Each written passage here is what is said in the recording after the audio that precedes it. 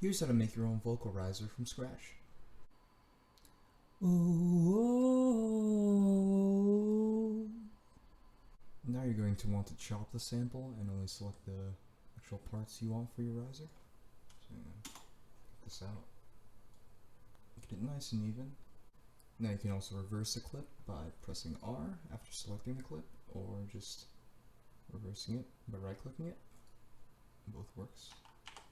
Afterwards, we'll head to the mixer settings over here and go to track volume and manually draw in your own fade settings so that we can also help mimic the element and feeling of a rising falling wave even more so than just the reverse can. So we'll do that. Also add reverb, EQ, gate, compressor, and as well as any other normal sauce you'd like to throw in your vocals you usually use. Of course, you can tune those to your liking. And so now that we have all our effects in place, we can finally listen to our new sample.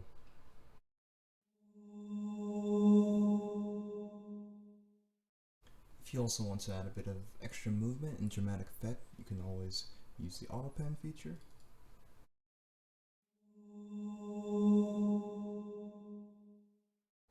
And that's how to create your very own vocal riser. Hope you enjoyed.